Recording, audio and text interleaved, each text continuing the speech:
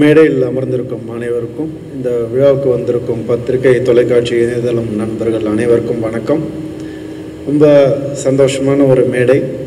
எல்லாருமே ஒரு டீமாக ரொம்ப கஷ்டப்பட்டு பண்ண படம் இது.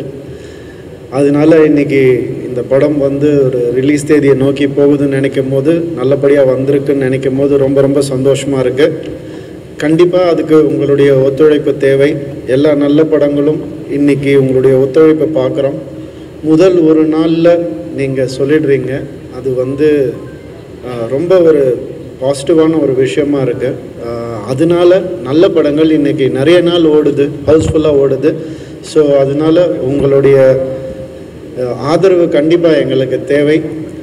சைரனும் நல்ல படம்ன்ற ஒரு மிகப்பெரிய நம்பிக்கையில் தான் நான் இதை பேச ஆரம்பிக்கிறேன். என்னதான் கடைசியில் பேச கூப்பிட்டாலும் நான் முதல்ல இருந்து ஆரம்பிச்சாகணும், வேறு வழி கிடையாது. அதனால் கொஞ்சம் பொறுமை காத்திருக்க வேண்டும் அப்படின்னு கேட்டுக்கிறேன் எல்லாரையும். முதல்ல இந்த படம் ஆரம்பித்தது எனக்கு இந்த மேடையில் தான் பேச முடியும். நான் எடிட்டர் ரூபன் அவர்கிட்ட தான். ரூபன் அடங்கமறு படமும் எங்களுடைய ப்ரொடக்ஷனுக்கு, ஹோம் மூவி மேக்கர்ஸ்க்கு அனுப்பிச்சி வச்சார் டைரக்டர் கார்த்திகை. அது ரொம்ப ஒரு மிகப்பெரிய ஹிட் ஆச்சு. அதே மாதிரி சைரன் டைரக்டர் ஆண்டனி பாக்யராஜ் எங்கள் ஆஃபீஸ்க்கு அனுப்பிச்சி வச்சுருந்தார். அப்போ தான் எனக்கு புரிஞ்சுது, மற்ற ஹீரோஸ்க்கு அனுப்பிச்சிருக்காரான்னு எனக்கு தெரியல. எனக்கு அனுப்புகிறாருன்ற பெரிய நம்பிக்கையில், எனக்கு மட்டும்தான் அனுப்புகிறாருன்ற பெரிய நம்பிக்கையில் நான் இருக்கேன். ஸோ அது ஒரு ஃப்ரெண்ட்ஷிப்போ, ஒரு அன்போ, ஒரு க்ளோஸ்னஸோ இல்லைன்னா அது நடக்காதுன்னு நினைக்கிறேன். தேங்க்யூ ரூபன். அதுக்கு முதல்ல 2 வெற்றி படம் எனக்கு தெரிஞ்சு இன்னும் ரிலீஸ் ஆகலை, பட் இருந்தாலும் நான் ரொம்ப சந்தோஷமாக இருக்கேன் சைரனை பொறுத்த வரைக்கும். அண்ட் ரூபன் எப்போவுமே ஒரு ஃபேமிலியாக கூட இருந்து சில நல்லது கெட்டது பேசிப்பார். அண்ட் எனக்கு மட்டும் இல்லை, அவர் டைரக்டருக்கும் ரொம்ப க்ளோஸ். அதனால எது அவருக்கு சொல்லணும், எது சொல்லக்கூடாது, எது பேப்பர்லேயே கட் பண்ணணும் அப்படின்ற வரைக்குமே அவர் அவர் கைட் பண்ணியிருக்காரு. ஸோ அந்த ஒரு சப்போர்ட் இருக்கிறதுனால அவர் ஆரம்பித்து வச்சார் சைரனை. அதுக்கப்புறம் இது ஒரு ப்ரொடியூசர்கிட்ட நாங்கள் எடுத்துகிட்டு போனோம்னு நினைக்கும் போது கண்டிப்பாக எனக்கு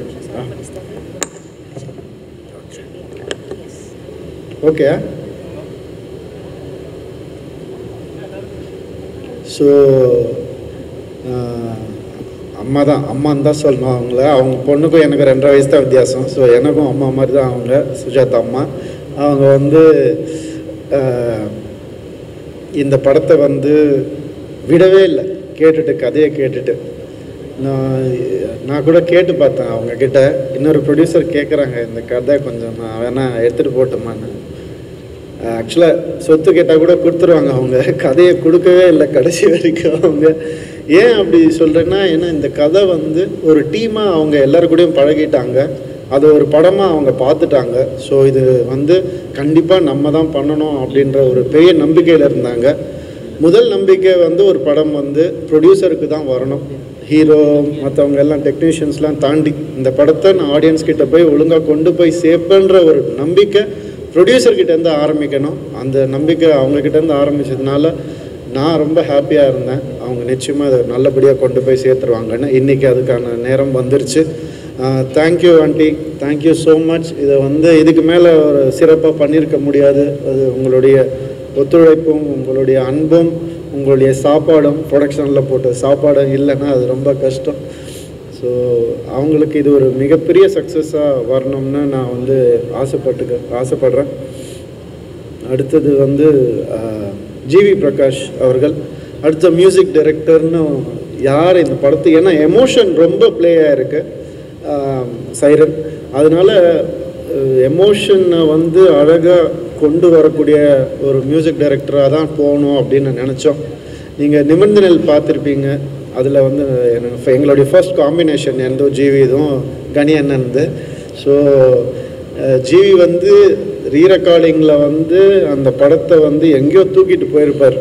அந்த ஒரு ஹீரோவுடைய எமோஷனை, ஒரு டைரக்டருடைய டயலாகு, அந்த பின்னணி இசையில் பார்க்கும்போது உண்மையாகவே சிலிர்க்க வைக்கிற ஒரு மியூசிக்காக தான் இருக்கும். ஸோ அதனால தான் ஜிவி தான் இந்த படத்தை கண்டிப்பாக பண்ணணும்னு ஆசைப்பட்டோம். அவர்கிட்ட போய் சொன்னோம். அவர் உடனே நிச்சயமாக நான் பண்ணுறேன்னு. அவரும் ஒரு ஃபேமிலி மாதிரி தான். அண்ட் அவர் ஆல்சோ அவர் ஒரு கதாநாயகன். அதனால் அவருக்கு வந்து இன்னும் ஊடுருவி வந்து பார்க்கக்கூடிய தன்மை இருக்குது அவருக்கு ஒரு கதாபாத்திரத்தை.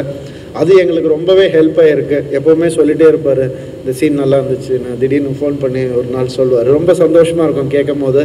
அது ஆட்டோமேட்டிக்காக அவர் இன்வால்வ் ஆகிடுவார். அது உண்மையாகவே நமக்கு இந்தியாவில் ஒரு மிக சிறந்த ஒரு மியூசிக் டைரக்டர் ஜிவி அவர்கள். ரொம்ப சந்தோஷம் உங்கள் கூட எப்போ ஒர்க் பண்ணாலும். எனக்கு கீர்த்தி சுரேஷ் நெக்ஸ்ட்டு நாங்கள் அப்ரோச் பண்ணோம். ஏன்னா இந்த படம் வந்து ஒரு ஸ்ட்ராங்கான ஒரு ஃபீமேல் கேரக்டர் தேவைப்பட்டது. நான் கூட டைரக்டர் நானும் டிஸ்கஸ் பண்ணோம், நம்ம ஏன் அறியாமல் வந்தது தான் இதில் ஒரு ஸ்ட்ராங் ஒரு ஃபீமேல் கேரக்டர் வேணும்னு. நம்ம நார்த்லேருந்து வில்லனை கூப்பிட்டு வந்திருக்கலாம், என்ன வேணால் பண்ணியிருக்கலாம். பட் கீர்த்தி வந்து மைண்டில் வச்சு அவர் வந்து ஒர்க் பண்ண ஒரு கேரக்டர் அண்ட் ஃபீமேல் ஓரியன்ட் தான் வேணும் அப்படின்னு. ஏன்னா அது கிளைமேக்ஸ் நீங்கள் பார்க்கும்போது அதுக்கான முழு அர்த்தமும் புரியும். அது ஏன் அப்படி ஆரம்பிச்சது, எதனால் வந்து சண்டே ஆச்சு, எதனால் எங்கே வந்து முடிஞ்சதுன்னு கிளைமேக்ஸ் பார்க்கும்போது அந்த உணர்வு நமக்கு வரும். ஒரு அழகான ஒரு உணர்வு அது. இந்த படமே அந்த கிளைமேக்ஸ் காட்சியை வச்சு தான் நகரும் ஒவ்வொரு சீனுமே. ஸோ அந்த வகையில் வந்து கீர்த்தி மகாநட்டின்ற ஒரு படம் நம்ம எல்லாம் பார்த்துருப்போம். அது ஒரு படம் போகிறோம் அவங்களுக்கு லைஃப்பில், அந்த ஒரு கெரியரில் அந்த ஒரு நல்ல படம் பண்ணிட்டோன்ற சந்தோஷம் வந்து அவங்களுக்கு எப்போவுமே இருக்கும். நல்ல படம் பார்த்தோன்ற சந்தோஷம் நமக்கு எப்போ ஏற்படும். ஸோ கீர்த்தி வந்து இந்த கேரக்டரை வந்து நீங்கள் நான் நம்பவே மாட்டீங்க. அவங்க வந்து ஒரு ஸ்கூல் புதுசாக சேர்ந்த ஒரு ஸ்டூடெண்ட் மாதிரி, ஆக்டிங் புதுசாக கற்றுக்கிற ஒரு ஸ்டூடெண்ட் மாதிரி டைரக்டர்கிட்ட வந்து இது கரெக்டாக, நான் இப்படி நிற்கலாமா, இந்த கேப் வந்து இப்படி இங்கே வைக்கலாமா, இந்த போஸ்டர் கரெக்டாக இருக்கான்னு ஒவ்வொன்றா கேட்டு அவங்க பண்ணிகிட்டு இருக்கும்போது அதனால தான் அவங்க இவ்வளோ பெரிய ஒரு ஆக்டர்ஸ் ஆகிருக்காங்க. அவங்களுக்கு இவ்வளோ ஃபேன்ஸ் இருக்காங்கன்றது வந்து உண்மையாகுது. இல்லைன்னா சாதாரண உழைப்புனாலலாம் அப்படி ஆகாது. பயங்கர ஒரு ஹார்ட் ஒர்க்கர் கீர்த்தி. ஸோ ரொம்ப ஹாப்பி நான் அவங்க கூட ஒர்க் பண்ணது. அண்ட் இந்த கதாபாத்திரத்தை மிகச்சிறப்பாக பண்ணியிருக்காங்க. அதுக்கப்புறம் கனியண்ணன் இன்னொரு ஸ்ட்ராங் கேரக்டர் ஒரு தேவைப்பட்டது எங்களுக்கு. அந்த கேரக்டரை வந்து நாங்கள் யோசிக்கும் போதே இந்த மாதிரி பண்ணாதவங்க, இந்த மாதிரி பேசாதவங்க தான் எங்களுக்கு வேணும் அப்படின்னு. ஏன்னா அவர் நிறைய சமுதாய கருத்தை வந்து அவருடைய வார்த்தைகளால் நமக்கு எப்போவுமே சொல்லிக்கிட்டே இருப்பார். படங்கள்லேயும் சரி, நேரில் பார்க்கும் போதும் சரி. ஆனால் அவர் வந்து நெகட்டிவாக இருந்தால் எப்படி இருக்கும் அப்படின்னு அவரே சொல்லுவார், டேய் இதெல்லாம் பேசக்கூடாதுன்னு சொல்கிறவனை வந்து பேச வைக்கிறியப்பா அப்படின்னு கேட்டார். ஆனால் இது அப்படி பண்ணுங்க நான் நல்லாயிருக்கும் அப்படின்னு சொல்லி சொன்னேன் நான். ஸோ அவர் சரிப்பா நம்ம ஒன்றா ஒர்க் பண்ணதில்லை, நீயும் நானும் ஒன்றா ஆக்ட் பண்ணதில்லை, நான் ஒன்று டைரக்ட் பண்ணியிருக்கேன் அது வேறு, அதனால நான் பண்ணுறேன், ஓகே ரவி சொல்கிறேன், நான் ஓகே நான் கேட்குறேன் அப்படின்னு ஒரு எந்த விதமான ஒரு இன்ஹிபிஷனும் இல்லாமல் எங்கள் டீம் கூட வந்து ஒரு ஐக்கியமாகி அப்படியே ஆரம்பித்தது தான். அவர் நானும் வந்து நிறைய நல்ல விஷயங்கள் பேசியிருக்கோம். அப்போ அவர் நானும் டைரக்டர், புது டைரக்டர் வேறு இல்லையா, அப்படியே பார்த்துப்போம் ரெண்டு பேரும். ஒன்றும் பேசிக்க கூட மாட்டோம், நல்லா பண்ணுறாரா இது எதுவும் கேட்டுக்க மாட்டேன். அவர் இப்படி தலையாட்டுவார், நான் இப்படி தலையாட்டுவேன், நல்லபடியாக போயிட்டுருக்கு அப்படின்றதுக்கான ஒரு சிம்பிள். அது நல்லா போயிட்டுருக்கு, நல்லா பண்ணுறாரு அப்படின்றதுக்கான ஒரு சிம்பிள். ஏன்னா அவர் இவ்வளோ பெரிய டைரக்டர் நமக்கு தெரியும். ஸோ அவர் வந்த ஸ்கூல் அதை விட பெரிய ஒரு ஸ்கூல். ஸோ அவருடைய நாலேஜ், டைரக்ஷனுடைய நாலேஜ் என்னன்னு நம்ம எல்லாருக்குமே தெரியும். ஸோ அவர் இருக்கிறது எங்களுக்கு ஒரு மிகப்பெரிய சப்போர்ட் இந்த படத்தில்.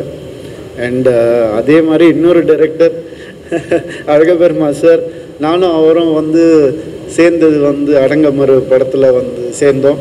அப்போத்துலேருந்து அந்த ஜேர்னி அப்படியே கண்டினியூ ஆகிருக்கு. தொடர்ந்து நிறைய படங்கள் ஒன்றா பண்ணிகிட்ருக்கோம். இந்த ஒரு ஜேர்னி இன்னும் கண்டினியூ ஆகணும்னு தான் நான் எப்போவுமே ஆசைப்பட்றேன்.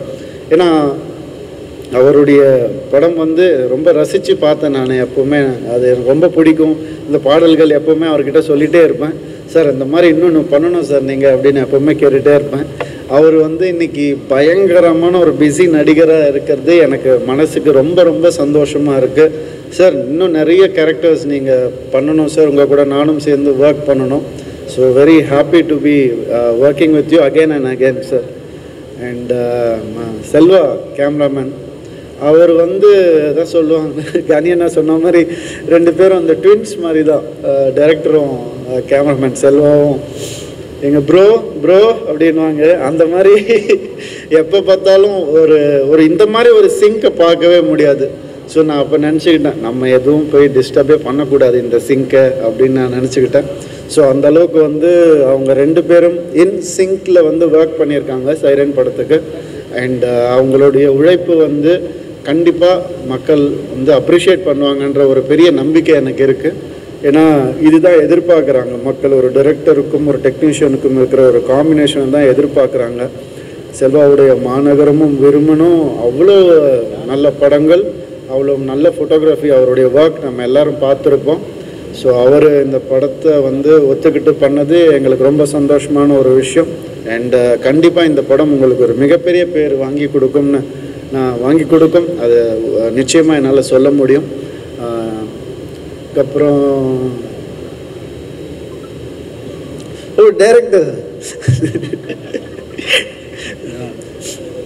டைரக்டர் ஆண்டனி பாக்யராஜ், எல்லாரும் நல்லா, நீங்கள் எல்லா மீடியாலேருந்து எல்லாருமே வந்திருக்கீங்க. உங்கள் எல்லாருக்குமே நான் கண்டிப்பாக ஒரு விஷயத்தை நான் வந்து சொல்ல முடியும். இன்னும் நிறைய மேடைகளில், இன்னும் சிறந்த மேடைகளில் அவரை நீங்கள் அடிக்கடி பார்ப்பீங்க. அது மட்டும் என்னால் கண்டிப்பாக சொல்ல முடியும். அந்த மாதிரி ஒரு ஆள் அவர். இப்போவே வந்து பிடிச்சி வச்சுக்கணும்னு நினைக்கிறேன். ரிலீஸ்க்கு அப்புறம் வந்து இன்னும் அவரை நிறைய நல்ல படங்கள் பண்ணணும் தான் நான் ஆசைப்பட்றேன்.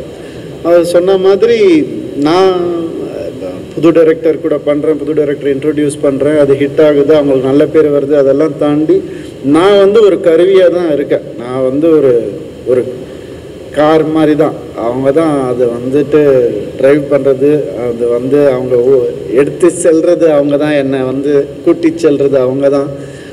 ஸோ அவ்வளோதான் நான் வந்து ஹெல்ப் பண்ணுறேனே தவிர அவங்களுடைய பர்டிகுலர்லி ஆண்டனி அவருடைய உழைப்பு, திறமை, நம்பிக்கை, அவருடைய டேலண்ட் இல்லாமல் இந்த சக்ஸஸ் கிடையாது. அவருடைய முழு உழைப்பால் இன்றைக்கி வந்திருக்காரு, அவர் சொந்த காலில் நின்று வந்திருக்காரு. அதுக்கு ஒரு பெரிய சல்யூட். நிச்சயமாக இன்னும் நல்ல படங்கள், இன்னும் நிறைய பெரிய படங்கள், நல்ல ஹீரோஸ் கூட, நல்ல டீம் கூட நீங்கள் ஒர்க் பண்ணணும்னு நான் ஆசைப்பட்றேன். அது கண்டிப்பாக நடக்கும். அதுக்கு அவங்க எல்லாருமே சப்போர்ட்டாக இருப்பாங்க. எங்கள் ஆர்ட் டைரக்டர் கதிர் அவர்கள், அவர் வந்து ரொம்ப ஃபேமிலி மாதிரி தான். அவர் இந்த படம் வந்து வெறும் ஒரே எண்ணம் தான், இந்த படம் நல்லா வரணும் அப்படின்னு நினச்சி தான் நாங்கள் எல்லாருமே ஒர்க் பண்ணோம். இப்போ என்னை பற்றி எல்லோரும் சொல்லிட்டாங்க, இருந்தாலும் நான் என்னை பற்றி கொஞ்சம் சொல்லிக்கிறேன். இந்த படத்தில் என்ன கொஞ்சம் நான் கஷ்டப்பட்டு நடிச்சிருக்கேன், 2 கெட்டப்லாம் போட்டு பண்ணியிருக்கேன். முதல் தடவை கிரே ஹேர் அதெல்லாம் பார்த்துருக்கீங்க நீங்கள். ட்ரெய்லர் நீங்கள் எல்லோரும் விரும்புனீங்கன்னு நம்புகிறேன் நான். ஸோ இந்த படத்தில் வந்து எனக்கு ஒரு 2 டைம் லைனுக்கான ஒரு டிஃப்ரென்ஸை காமிச்சு ஆக வேண்டிய ஒரு கட்டாயம் கதையில்.